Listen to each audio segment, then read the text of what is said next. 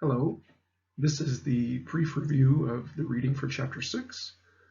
We will talk about related samples T, effect size, and confidence intervals. Now you're going to use the related samples T when you're trying to compare two sample means to each other. And this can happen in two different situations. Perhaps the most common situation would be like a pre-post design. You measure somebody's, say, cholesterol, then you give them a cholesterol drug, and then you measure their cholesterol again, maybe a month later after the drug has had time to have its effect. So again, you're measuring the same people in two different conditions. Another situation where you might use this type of design is something called a matched design, where you have pairs of participants and one person is in each condition. So to use the cholesterol example again, you might have someone who has a 200 cholesterol level right now. You might find somebody else who also has a 200 level cholesterol, and you would assign one of them to get the cholesterol drug and one of them to get a placebo drug. But you're pairing them because they're matched on some important variable. In this case, it would be cholesterol, but it could be anything, right? And then you're pretending like these paired people are really the same person. In either of these situations, you would be using a related samples t-test. Now, the related samples t-test is very similar to the single sample t-test and another t-test that we'll talk about in the next chapter. All t-tests use a similar logic.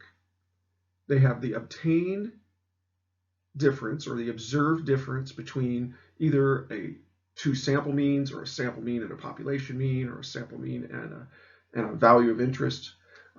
Just an observed difference between what the data said and what you expect if the null is true. And you divide that by expected sampling error.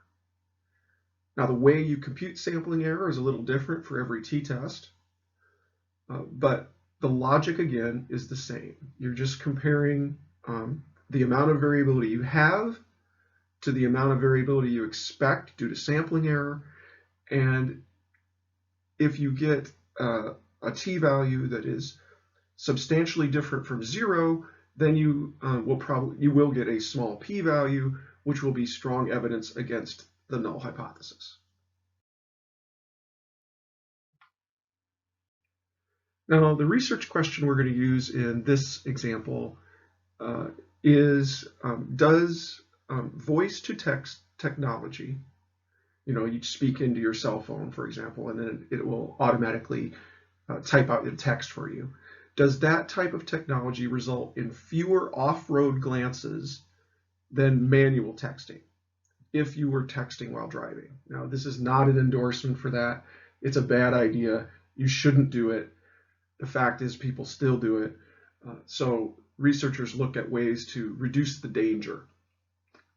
One study found that it did reduce the number of off-road glances. So they argued that it made it safer, not safe, but still safer. And they found a very large effect, an effect of 1.33. So if you go back to chapter 5, it will tell you that if you're trying to find a large effect, if the research suggests a large effect is what's going to happen in this design, you can use a sample size something like 25. That would be like statistical power, because a researcher in literature suggests that the effect is going to be large, and so statistical power is the appropriate metric to use, and that table will tell you that you can get by with 25. Now, the procedure involves using these 25 people in a high-fidelity driving simulator for 7 minutes. They're driving through different scenes and periodically they would get a text that they would need to read and then respond to. They all got to use their own cell phones, and they got to practice using the voice-to-text technology if they weren't familiar with it. And then after they were able to pass some proficiency tests, they went ahead and did this procedure. They randomly assigned half of the participants to do the voice-to-text technology first, and the other half did the manual texting first. And that's a good methodological control to battle fatigue and things like that. And the study that we're going to be analyzing the data for did the same thing as that. So it had good, solid procedural controls.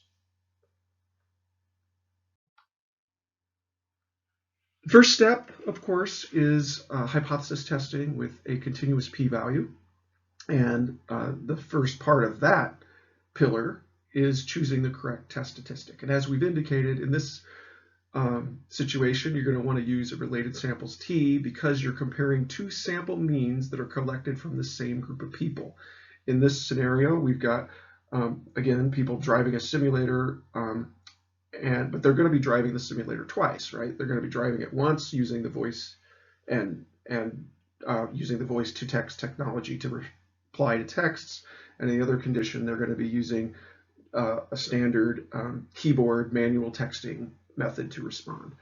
So again, the same people are in both conditions, and so that makes it a related samples t-test. The next step is to assess the statistical assumptions. This test has three statistical assumptions: data independence, which is the same as data independence was for the single sample t.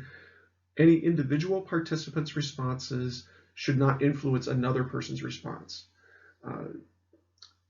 So it's just good positive control. You don't want to have one person influencing another one.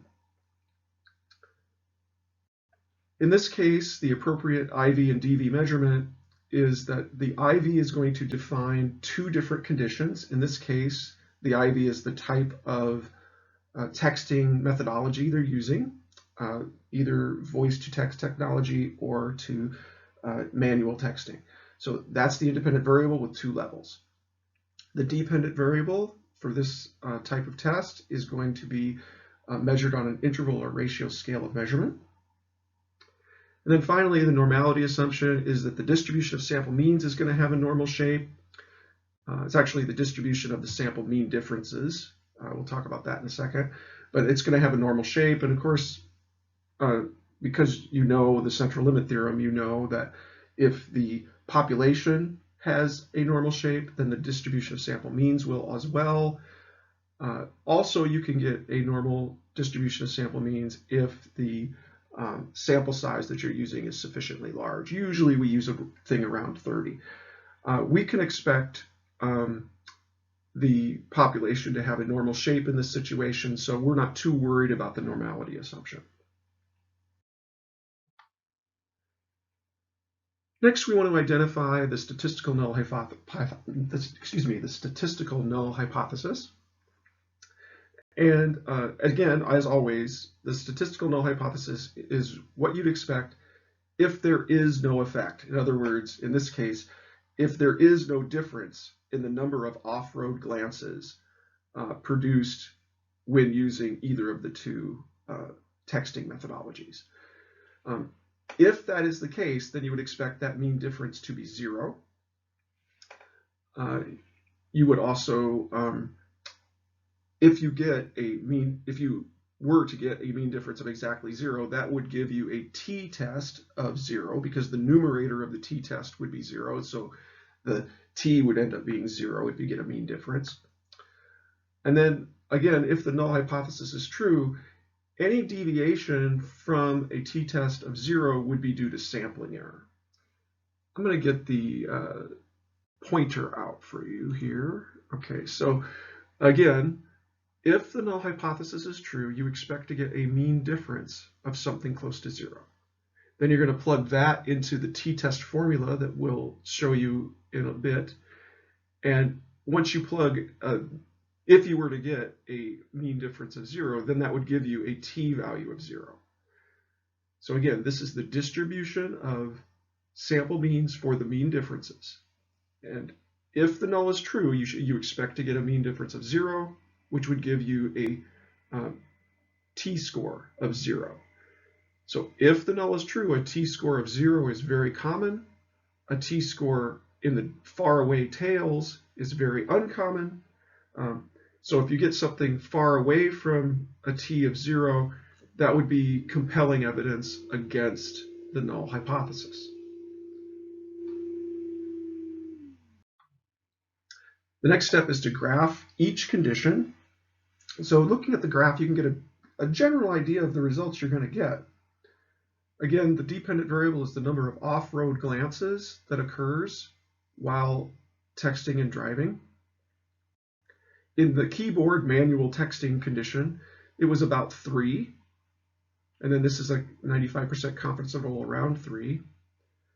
And in the voice-to-text technology, it was somewhere between 2 and 2.5. So a difference of, maybe 0.7,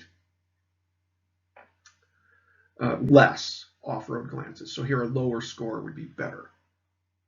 So you know that you still need to go, of course, do the t-test to decide if the p-value is compelling enough to say that one texting methodology works better than the other in terms of having fewer off-road glances. But at this point, you know that if there is a difference, the keyboard texting condition had more of them. So this tells you clearly which direction the effect is going in. And now we want to compute the actual t-test. Again, as I said before, this is the mean difference. You can get this mean difference by simply taking the mean before and the mean after and finding the difference between those two means. I shouldn't say the mean before and the mean after. I should say the mean for the voice-to-text technology and the mean for the manual texting technology, and find their mean difference. And it was about 0.8. And then you divide by sampling error, and this sampling error is the standard deviation of the difference scores. So you take each person's difference score, how far each person's score is different for their own voice-to-text condition and their manual texting condition, find each person's difference in performance, and then find the standard deviation of all of those difference scores, and then divide by the square root of n, the sample size, and then you would find that in this case, the obtained t-value is 7.62. Now, here is the normal curve, a distribution of sample means, a t-distribution, if you will, and the obtained t-value is way out here. I mean, it's very far into the tail. So this is going to be very compelling evidence against the null hypothesis. Again, if the null is true, we expect to get something close to 0. And is it possible that we could get something out here and have the null still be true? Yeah, it's possible, but it's very, very unlikely. Now we're going to be doing a two-tailed test here because that's the appropriate test, because either tail would have a result on either direction would have important implications for the population. So it's appropriate to do a two-tailed test. If you, again, if you do this on a computer, the computer will give you the p-value. In this case, the p-value is very small, 0.001. That means that the probability of getting something this far away, a t-value this far away from 0, on the positive side of 7.62, or on the negative side of negative 7.62, something outside of that range of plus or minus 7.62 on the outside to the tails is very unlikely. It's going to happen less than 1 time out of 1,000 if the null is true and there's no methodological flaws. So this is very compelling evidence against the null hypothesis. Now we do need to interpret the p-value. I jumped ahead a little bit on that previous slide, but I would like to spell it out again. Again, it's a two-tailed p-value of 0.001, less than 0.001. That tells you that the probability of getting that t, or something further from 0, if the null is true and there's no methodological flaws, is very small. Therefore, this is compelling evidence against the null hypothesis. There does seem to be a difference. And because we remember looking at the graph, you know that the voice-to-text technology had fewer off-road glances and the manual texting had more. These data are compelling evidence that the population of drivers, if they were to use one technology or the other, would lead to a different number of off-road glances. Specifically, manual texting leads to more off-road glances than does voice-to-text technology. The next step is the second pillar of practical importance with an effect size. And again, you have two options. You can use a mean difference, or you can use a standardized effect size. The mean difference was, again, about 0.8, and that simply means that the voice-to-text technology had about 0.8 fewer off-road glances in the procedure. And again, the procedure was about 7 minutes long. And would this have practical importance? Well, probably. If someone's taking say an hour-long drive and every 7 minutes they have 0.8 fewer off-road glances, that's quite a few more off-road glances. And that means that there'd be that much less possibility of them having an accident, because accidents tend to occur when something happens when they're not looking at the road, when they're attending to the text rather than the road. Something unexpected happens. So the more time people's eyes are actually on the road, the safer it is. So if, again, longer ride with a lot of texting going on is going to have more danger if people are using manual texting versus voice-to-text technology. But sometimes a mean difference is a little hard to interpret. This one isn't too bad, but there are other options, and that is the standardized effect size. Now, with a related samples t-test, there's actually two ways of computing what is a standardized effect size. One is more standard. It's taking the mean difference divided by the standard deviation of the differences, and that's going to tend to give you a larger effect all the time. In this case, it's huge. These will tend to give you very large effects. So again, a 0.8 is considered large. This is nearly double that, so this is an extremely large effect.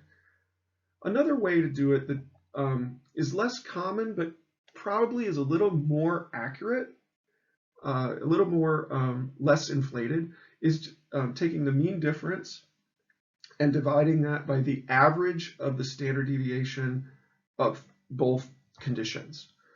In that case, this would come out to be a 0.5, which is about a medium effect. Now, this is a less commonly used one, but again, I think it's probably a more appropriate one. Unfortunately, a lot of the computer programs, including JASP and Jamovi, they will compute this type of D, the D sub Z. It will compute that automatically, but it will not compute this automatically. So if you want this one, you'll have to do it by hand.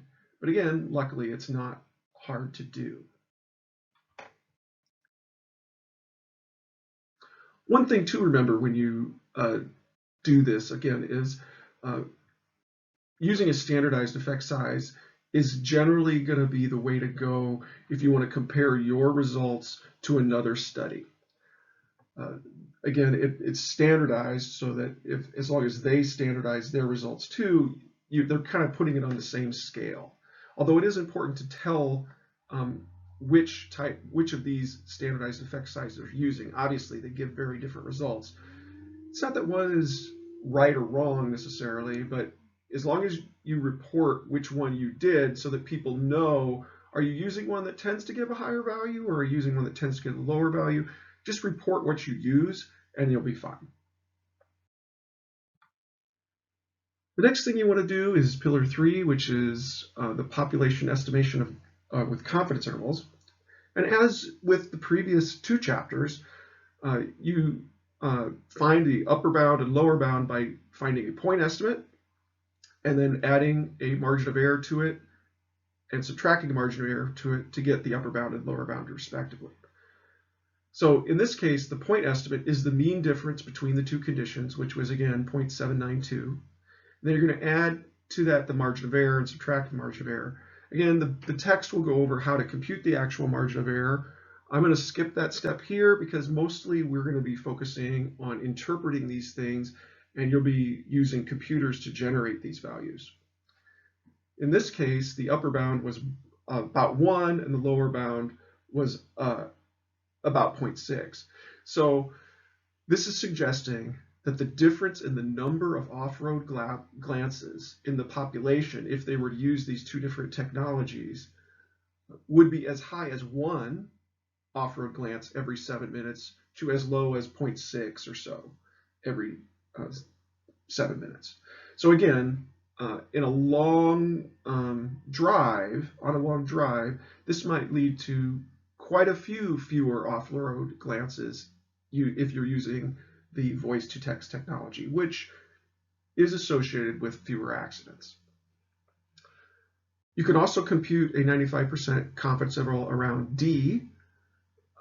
Again, you would use a point estimate and add a margin of error, but this is typically not done by hand. You use computers to do this.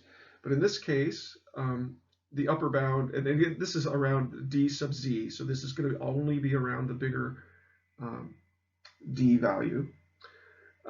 This is suggesting that the effect size is very large, and even the smallest plausible effect size of 0.948, that's even a large effect. So now you got to keep in mind this is the type of D that does sort of tend to inflate the effect a little bit, but still this is pretty compelling evidence that the effect has that the difference in technology is fairly large in the population, and you could expect if everyone were to transition to this other technology that it would result in a pretty substantial reduction in off-road glances while texting and driving. Again, texting and driving is still not a good idea, but the voice-to-text technology does reduce the risk considerably. And as always, when you get done, you need to consider about how strong the research methodology was. This study has some really good characteristics to its methodology. It used a high fidelity driving simulator. It let people use their own phones so that they weren't unfamiliar with the phone when they were doing it. They got to practice ahead of time if they weren't familiar with the voice-to-text technology on their phone. They had to pass a proficiency test to make sure that they knew how to text well, both manually and with the voice technology. So they were well practiced. And they also used counterbalancing. They had half of the people do each condition first, and the second one second, of course. That means that maybe people weren't fatigued by the second one. If everybody did the voice-to-text technology at the second time, maybe they were fatigued when that was going on, or whatever. So they counterbalanced, so that would balance out. Again, counterbalancing means that half of the participants did each condition first. You also should consider the scientific literature.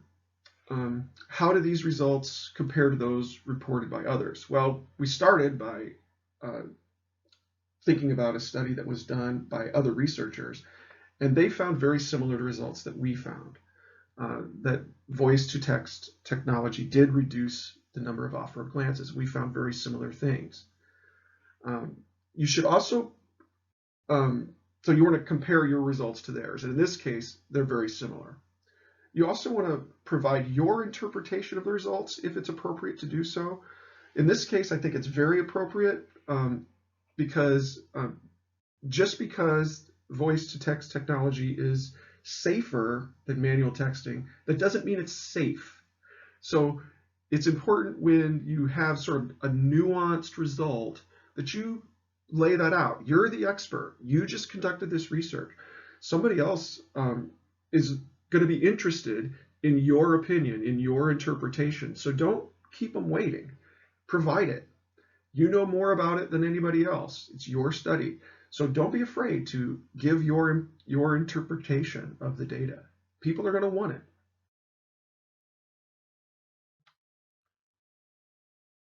Now you need to report your results. And as in the previous chapter, I tried to color code this response here to highlight the different components of a complete answer. Your answer should have 6 components. You should say what type of test you did, what you were comparing, and how you compared it. You should put in the statistics in APA format, interpret the p-value, the effect size, the confidence interval, and then comment on the methodology and compare your results to the literature to the extent that you're able. So in this case, we computed a repeated measures t-test comparing the mean number of off-road glances using voice-to-text technology to keyboard texting. And then you include all of the statistics. Here's the mean for the voice-to-text technology, the mean for the keyboard texting. You ran a t-test. It had 24 people in it, and this is the degrees of freedom, so it's 24 minus 1. Here's your obtained t. Your p is less than 0.01. 0.001. Tell them that it's a two-tailed test, and then report your d. Notice how I reported the d. I'm telling them which kind of d I used here with the subscript z. Now we need to interpret those results. First, I want to interpret the p-value. Participants had fewer off-road glances when they were using the voice-to-text technology than keyboard texting, and this difference is unlikely due to sampling error. That's because this p-value was so small, right? This data is very compelling, suggesting that the voice-to-text technology reduces off-road glances exceeding 1.6 seconds. That's the definition of an off-road glance. If their eyes weren't off the road by more than 1.6 seconds, it didn't count. So they only counted long off-road glances. And that behavior of glances being more than 1.6 seconds off the road is associated with increased accident risk by certain researchers. So again, all of this is an interpretation of that p-value. Next, we want to interpret the effect size. The observed effect size for the population, if they used voice-to-text technology instead of keyboard texting, would be a meaningful reduction in dangerous off-road glances and consequently a meaningful reduction in accident risk. For example, for an hour-long drive with 36 texting exchanges, voice-to-text technology would result in 6 to 7 fewer off-road glances. Fewer off-road glances likely means fewer accidents and fewer deaths. So all of that is, I did more than just say what the effect size was. I'm offering an interpretation for it. So sometimes you don't need an elaborate explanation, but sometimes you do because the effect size is somewhat nuanced, and for people to understand its effect, you need to explain it to them. Again, you're the expert. You know more about the study than anybody else. So if it has an important implication, it's really your obligation to make that implication clear. Next, you want to talk about the confidence interval. The smallest plausible effect for the population would still be a large reduction in off-road glances for those using voice-to-text technology. Now, in this case, the interpretation is focusing more on the lower bound of the confidence interval range, but I think that's okay here because the lower bound was still large enough to have practical importance, and that's just worth pointing out. It's not that every one of these different components has to have, you have to say as much about it. In some cases, I think some of the statistical evidence is more important than others, and it might not be the same in every scenario. In this situation, I think the effect size is a little more important, so I decided to spend more time talking about that. Finally, I want to talk about the methodology and literature. That's what I'm doing right here, and I'm offering an interpretation, as you'll see as well. It is important, however, not to misinterpret the meaning of these results. These results do not suggest that voice-to-text technology makes texting while driving safe. Rather, they suggest that voice-to-text technology makes driving safer than keyboard texting. But interacting with voice-to-text technology could produce substantial driver distraction of its own by increasing the cognitive workload drivers experience, by taking their mind off the road. In fact, Strayer's 2015 found that voice-to-text technology increased the cognitive workload of drivers threefold relative to driving alone. Consequently, using voice-to-text technology to text while driving increases risk relative to not texting while driving.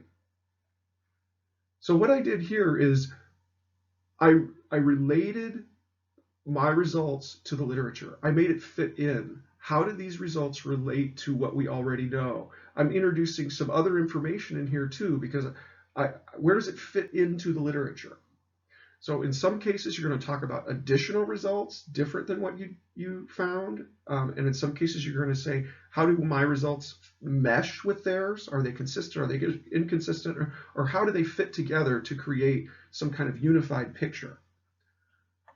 I'm not going to expect you to do all of this necessarily, but this is a very good goal to shoot for. You should definitely try to talk about each of these 6 things in all of your answers to the best that you are able.